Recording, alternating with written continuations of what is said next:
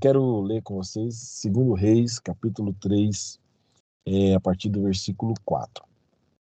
Messa, rei dos Moabitas, tinha muitos rebanhos e pagava 100.000 cordeiros e a lã de 100.000 carneiros como tributo vassalar ao rei de Israel. Todavia, quando morreu Acabe, o rei de Moabe, revoltou-se contra o rei de Israel. Naquela época, o rei Jorão saiu de Samaria e arregimentou todo Israel.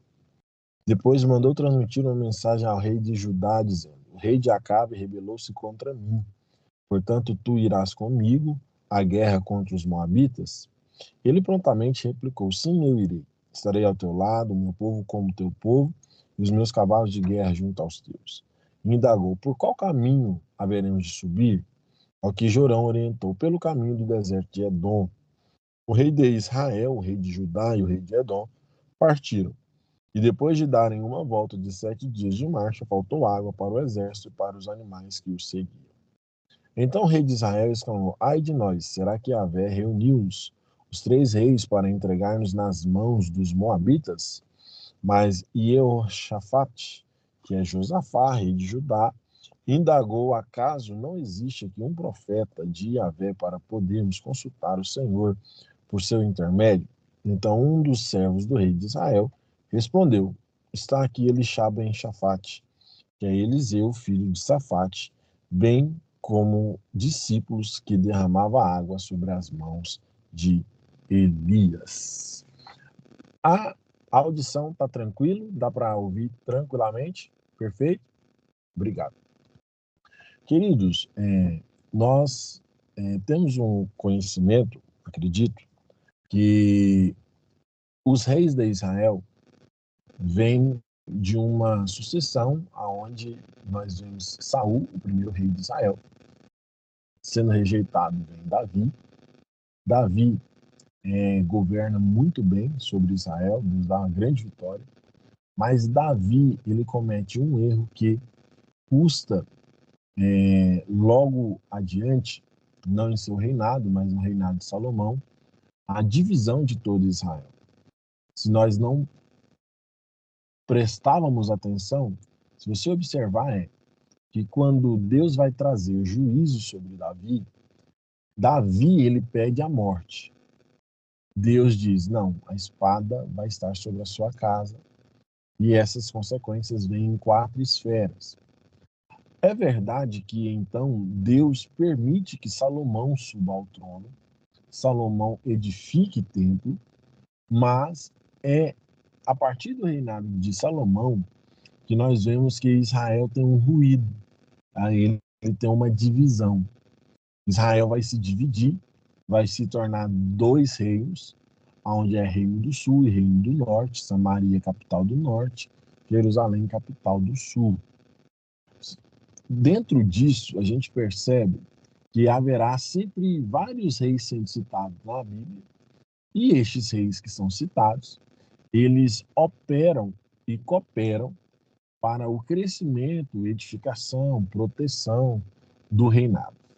Agora, o rei Acabe, ele se estabelece como um rei lá, um rei déspota, insano, perverso, desviado, sua esposa mais desviada ainda, e a gente percebe que eles fazem um grande mal, né? Fazem um grande mal ao reinado de Israel. Quando nós falamos de Israel, nós estamos falando do reinado das 10 tribos, né? Que estabelece no norte.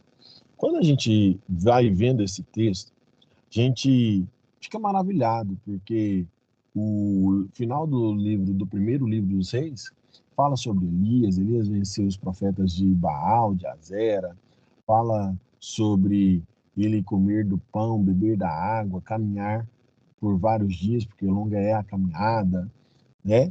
Mas o rei é o mesmo, é Acabe. E a gente percebe que esse rei vai morrer.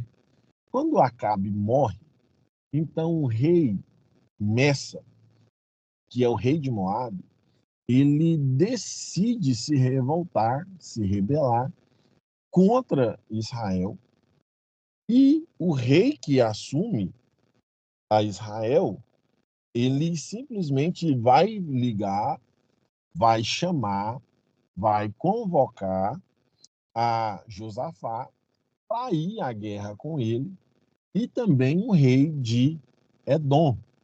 Então, os três reis vão lutar contra Messa, que é o rei de Moabe.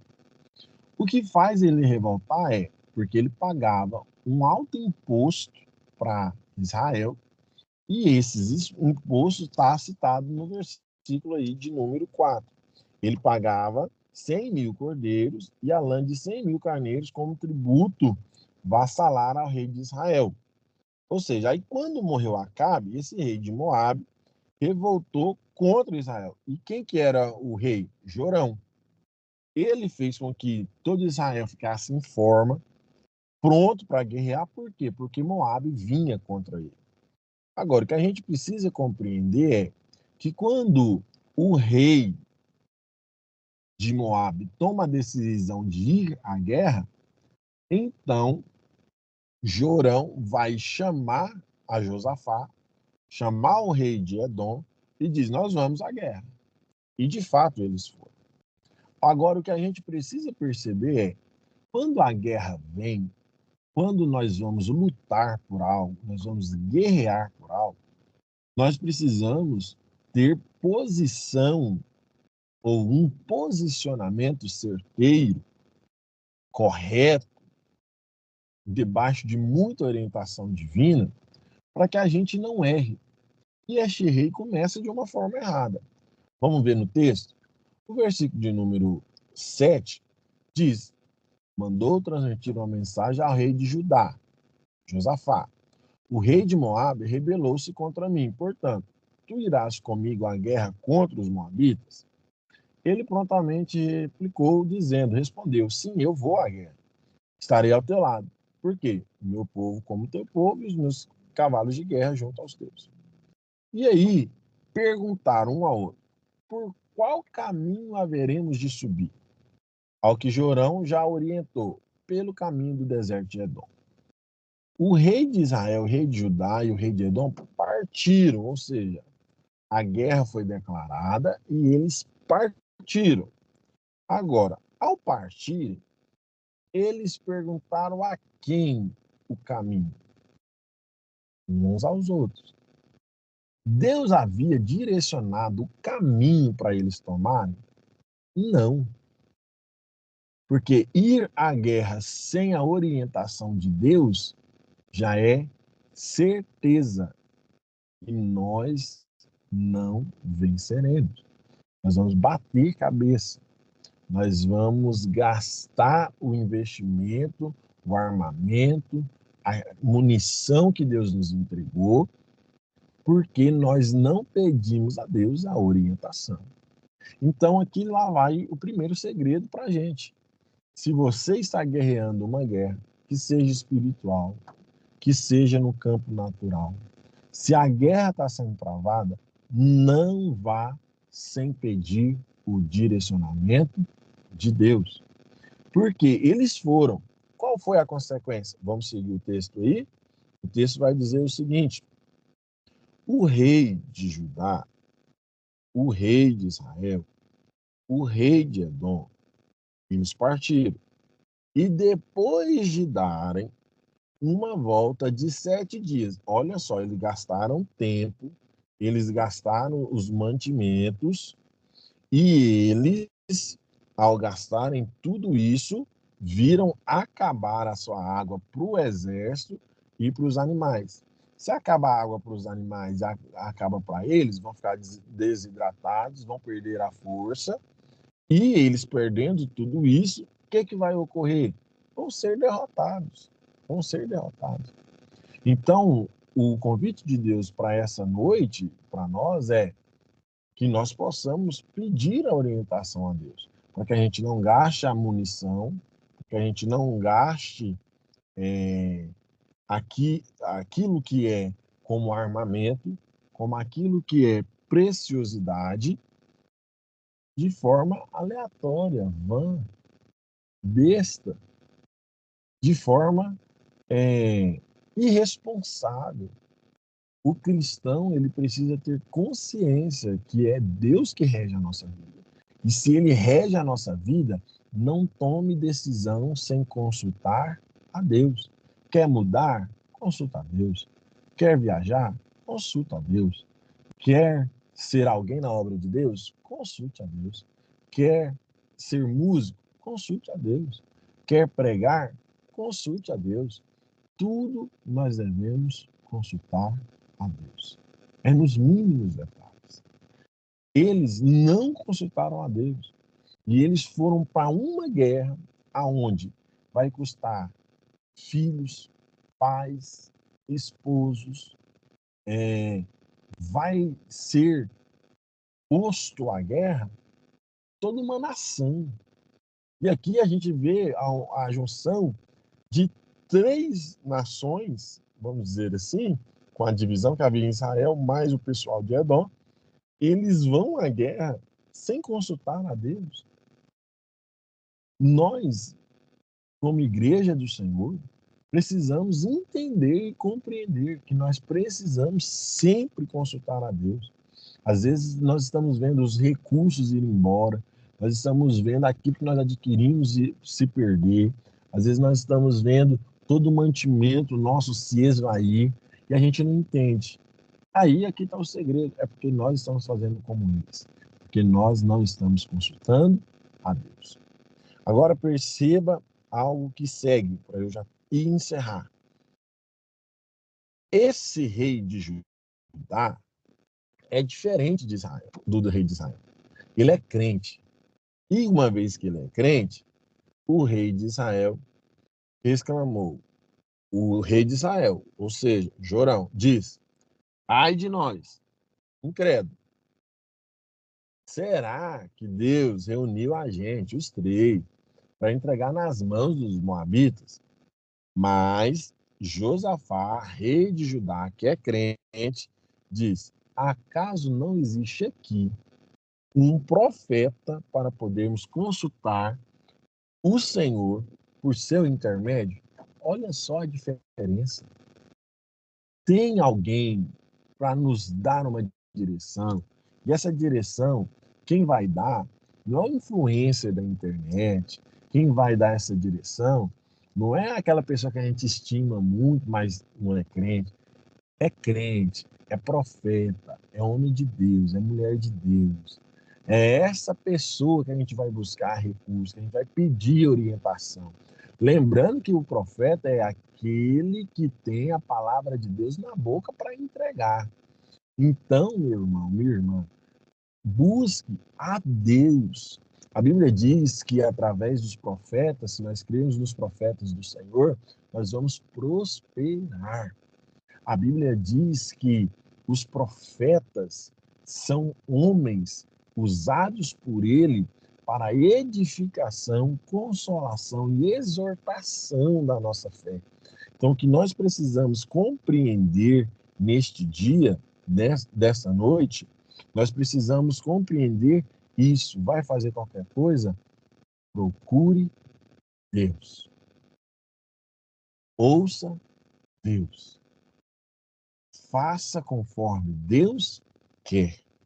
A Bíblia vai dizer também que o seguinte, que eles vão apresentar um homem de Deus. Quem é esse homem de Deus? Eliseu.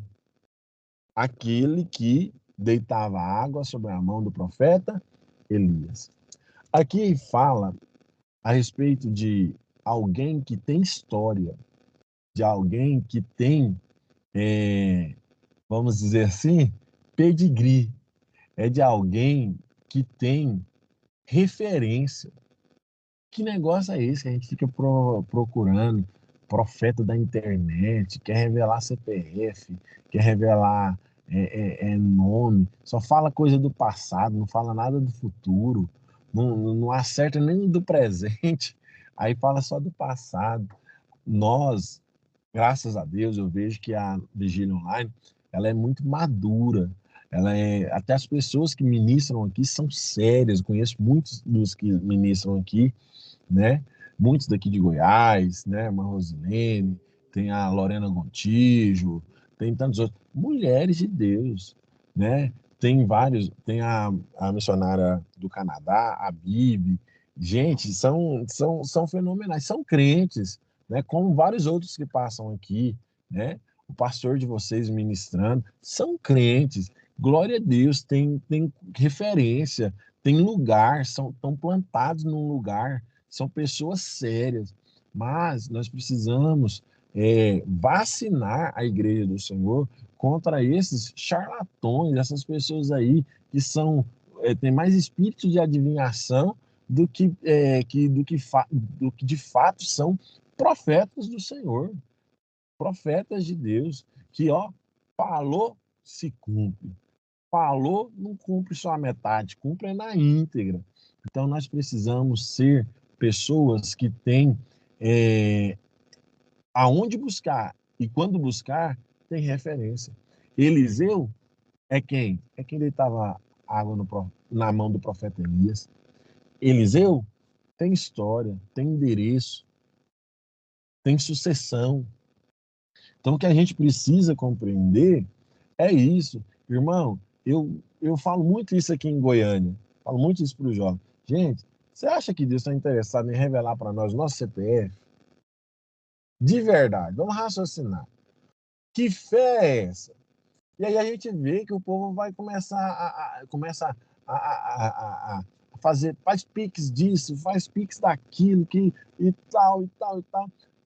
Irmão, sabe que dia que Deus revelou meu CPF? Olha que nem foi profeta. Foi no dia que eu fui lá no correio, aí eles foram lá e fizeram meu CPF. Lá eu recebi a revelação do CPF. E aí a gente está se perdendo porque a gente não busca pessoas com referência, pessoas que são sérias. Mas olha o rei de Judá, vamos procurar esse mesmo, é esse aí. É Eliseu? É ele, então vamos procurar ele.